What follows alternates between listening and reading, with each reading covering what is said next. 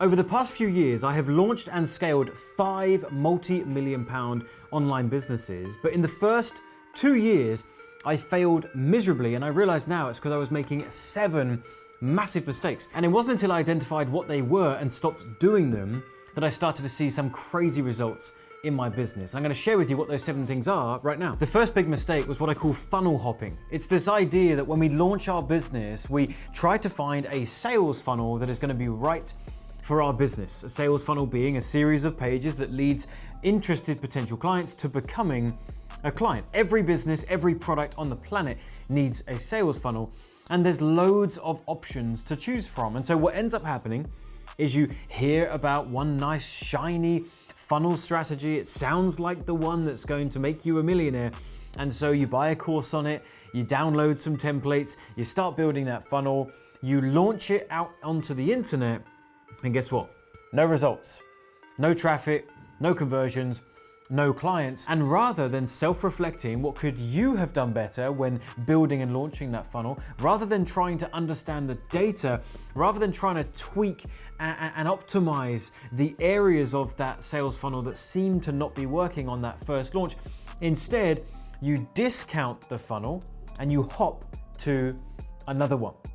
We've got VSL funnels, we've got webinar funnels, we've got challenge funnels, we've got virtual event funnels, we've got quiz funnels, we've got community funnels. There is no shortage of funnels, and we just hop from one to the other. I'm not sure if you've seen that very famous image of someone that is hacking for gold and they almost make it, but then they give up. They're tired and they go and try again the next day and start digging in a new location. And then they give up, and every time they're just missing the gold. That right there is funnel hopping. You could have struck gold if you persisted with that particular funnel, but instead you thought it might be easier to just hop to another one, and you're going to get stuck in this trap of hopping from one to the other and never actually making any of them work. And quick side note, if you're selling anything remotely close to courses, coaching, or services of any kind, my favorite funnel that I think works the absolute best, it's a dream come true. I've made millions with this thing. It's a webinar. And I've got something called the No Pitch Webinar Blueprint. It's amazing. It's my free gift to you. Link in the description box, or there might be a QR code thingy popping up here. Pause the video, scan that, my free gift to you. The second biggest mistake, and this one kept me stuck for so long, was not realizing that there are many routes up the mountain. I thought that there was just one. And what I mean by this is when we're trying to launch our business, and when I was trying to launch mine, I thought that there must only be one main way to launch this business and see it be successful. And so I procrastinated over doing many things, implementing many things, because I wasn't convinced yet that it was the way. And I wanted to wait until I felt super sure that I had found the way up the mountain before I would implement. And it's not until now, looking back, that I realize top of the mountain being landing clients for your business. There are so many different routes to the top. You just have to pick one and put in the graph to make it work.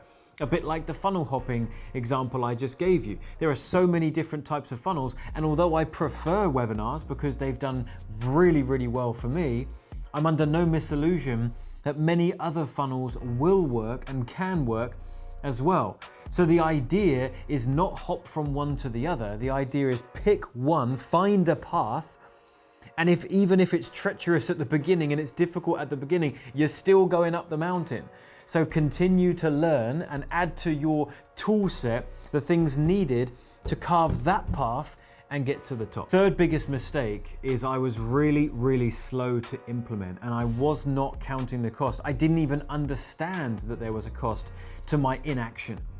We don't view it like that. We think that if we just don't take action, it has zero consequence. And it's only if we do take action and it doesn't go to plan that there's a consequence. That couldn't be further from the truth. There is an opposite action that is happening when we don't take action. There's a cost to that decision. There's a cost of inaction, and it's a gigantic cost. And I was so slow to implement on all accounts. I can think of one example being YouTube advertising. I remember getting on that so late. There was an opportunity back around 2012, 2013, where YouTube advertising was the new player on the block. The ad costs were so cheap, it was unbelievable. And I saw that opportunity and went, yeah, I'm gonna stick over here on Facebook. And then someone else would draw attention to YouTube ads and I'd go, that does sound interesting, but I'm gonna stay over here in the safe zone. That sounds new, I'm not sure. And I put it off and I put it off and I put it off until 2018, when somebody came and spoke at one of my events on the topic of YouTube ads. And I remember in that moment, I went, I should probably really give this a go. And I did, and I got some great results, and we've continued to get great results, but I find it so hard not to think back to 2018 and think, darn it, if I had taken action 3 or 4 years earlier, where would my business be now? It would be night and day. I'd be in a completely different place. All of that traffic I would have gotten when it was so stupid cheap, and it was already much more expensive by 2018. Another example would be hiring, right? I remember I got to a place in my business where I was making some good money. I wanted to get to the next level. I didn't have enough hours in the day. I needed to build a team, but I was nervous. I was staying in my comfort zone. I didn't want to take any actions that would make me feel uncomfortable, and so I was slow to implement. And it was many, many years later when I finally took the plunge and hired my first person, and at that point realized what a breath of fresh air this was, how much time I just bought back, how much faster I could move forward, and again felt like an idiot that I implemented so slowly. This is a common theme in my business, and I've gotten better and better and better at this, and now I don't implement slowly, I implement very, very fast, and I see my business moving forward quicker as a result. The fourth biggest mistake I was making was procrastinating over decisions that need to be made. And I don't know if you know this, I don't know if you've ever sat down and really thought this through, but you don't actually need that much time to make a decision. The time that you are giving yourself to make a decision is buffer time. It's time that's making you feel comfortable. It's not actually productive decision-making time. To make a decision takes but a moment. You need to have the information to make a good decision, but to gather that information does not take nearly as long as you're giving yourself usually to make a decision. And you know it to be true. And I know it was true for me. All I'm doing is delaying the decision because it's a difficult one. It's going to be a hard decision to make, and so I don't want to make it right now. So I'm putting off the decision making, but when it comes time to actually make the decision, if I ever do, it takes but a moment. And I remember when I realized this, a light bulb went off in my head. What if in the time I am delaying making one decision, what if I could stack up many, many, many decisions in its place? Let's imagine that I only have a 50% chance of any of my decisions being good ones, right? Because of course, the reason we procrastinate over a decision is because there's a risk that it might not be a good decision. I might make the wrong decision. And so we delay, and there's a cost of inaction, as we already know. So let's imagine that it's a 50% chance of making a good decision. Well, if you took one whole week to make one decision because you procrastinated over it, and I've already stacked up 100 decisions in that same amount of time because I'm not procrastinating at all. I'm just making a quick decision. A decision needs to be made. I'm not parking it, I'm making it. Move to the next one. In the time that it's taken you to make one decision that has a 50% chance of being a good one, I've made 50 guaranteed good decisions because my 100 decisions have a 50% success rate. I've made 50 good decisions. Who's moving forward faster in business, me or you? Well, it's going to be me. But now add into the mix that it's not until we make decisions that we start to learn what were good decisions and what were bad decisions. We start to train our gut feeling, and guess what? Our success rate starts to go up. So now it's not 50%. Now it's 60, 70, 80, 90%. That's how you can look at some of these high performers in business and marketing and sales, and you can look at them and think, how are they moving so fast in business? How are they achieving so much? It's because they're making so many decisions, and because they're making so many decisions, they're getting better at decision making, they have a higher success rate, that they are just compounding these good decisions and leaving you in the dust. And it wasn't until I realized this that I started to catch up with those guys. Mistake number 5, not investing in myself. The first 2 years in my business, I could not understand the value of investing in myself, in coaching, in shortcuts, and I had these two things side by side, two resources that I have available. I had my time and I had my money.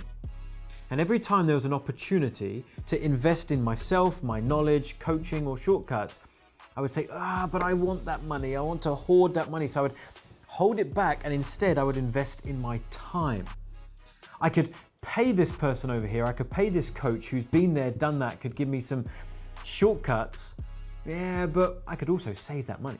And I could just spend my time continuing to investigate, try to figure this out myself, not realizing that this one thing I'm trying to figure out, how to grow my business online, I'm spending years and years and years of my time that I cannot get back to learn something that, had I invested with another one of my resources, a bit of money, I could have learned that in 2 days instead of 2 years. I now realize how much more infinitely valuable my time is over my money.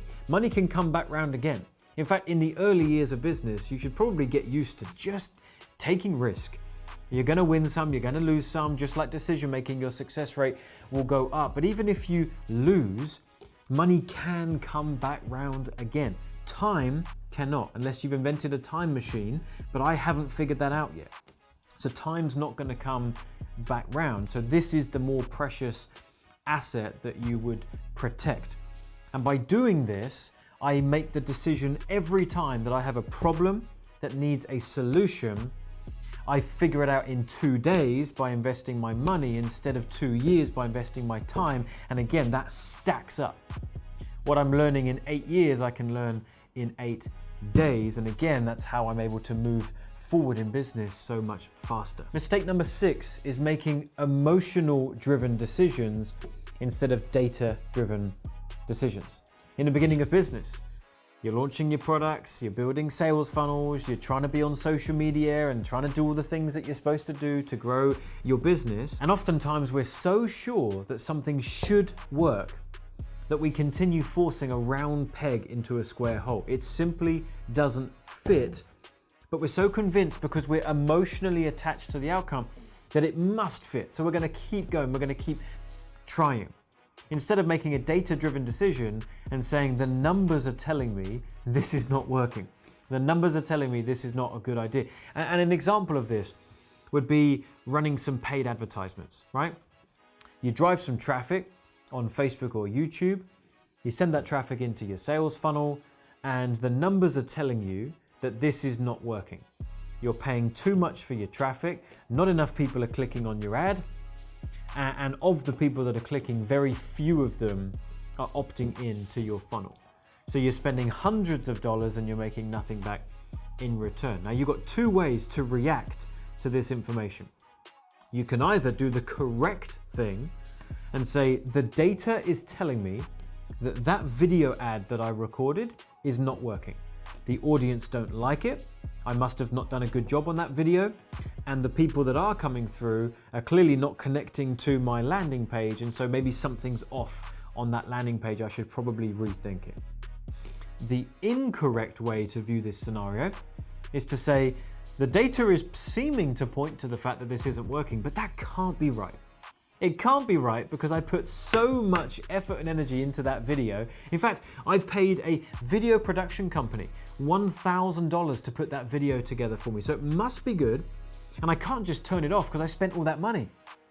So I need to get my money's worth out of that video. I can't just cut my losses. So I'm going to continue forcing that round peg into a square hole. I'm going to spend more money, not realizing the stupidity of doing so. Because by trying to make sure you get a positive return from that $1,000 video shoot, you're going to continue spending more money on it when it's clearly broken and not working. It's counterproductive, but irrespective of that, we're not making a good decision, are we? We're making a bad decision. We're all caught up in the emotion. I must make this video work. And then it doesn't. So you say, well, maybe it's the platform. I'm going to take that video to another platform, and then you run some ads over there and it still doesn't work. And you say, it must be the platforms. No one's running this video properly. Right? No, maybe the video is just not working because the data is telling you that. And so let's maybe reshoot another one. Let's cut our losses and let's go again. And again, you can take that example and you can go as far with it as you want.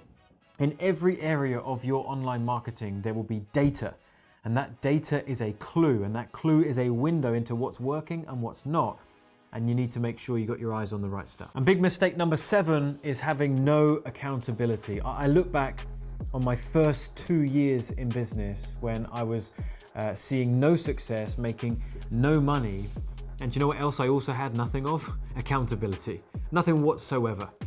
I was holding myself accountable and there were zero consequences if I didn't do what I said I was going to do. I was listening to a podcast by a guy called Chris Williamson, and he was talking with Stephen Bartlett about this idea of sticking to your word even to yourself. You know, we often tell ourselves we're going to do something, and if we don't do it, or if we're leaning more towards, do you know what? I said I was going to do that, but I'm not going to now because the deadline's coming up and it feels too difficult. We think that there's zero consequence to that because no one's watching, no one knows about it, no one's holding us to account. We think there's zero consequence. What we're actually doing is building in an insanely bad habit with ourselves that when we say we're going to do something, we don't do it. That's going to trickle into every area of our life, and it's also going to trickle into our behavior with other people. If we can't hold promises to ourselves, how can we hold promises to other people? And then you start to let people down. The compounding effect of this is pretty darn huge. And so you've got to get used to first having accountability in place, learning how to do it for yourself. But if you can't, or if you're struggling with that, you need to find a way to build accountability into your business and into your life somewhere. Find a mentor, find a coach, find a friend, have your spouse hold you accountable. Do what you need to do to set a deadline and then give yourself a consequence if you don't hit it. Otherwise, the days turn into weeks, the weeks turn into months, and sometimes months turn into years, and you're not where you want to be quite simply because you're not doing the things you said you were going to do when you said you were going to do them. So those are my 7 biggest mistakes. When I corrected those, I can't tell you how much faster I saw myself moving forward in business and getting some great results. I hope they served you. I hope they've helped you. If you haven't already subscribed to the channel, I would greatly appreciate you doing that. It means so much to me, and it's one of the main indicators that this is a content that you're finding valuable and want more of. So take that moment, hit that subscribe button, leave me a comment if you enjoyed this. Tell me which of those 7 mistakes you know that you've been making and that you're going to correct, and I'll see you in a future video.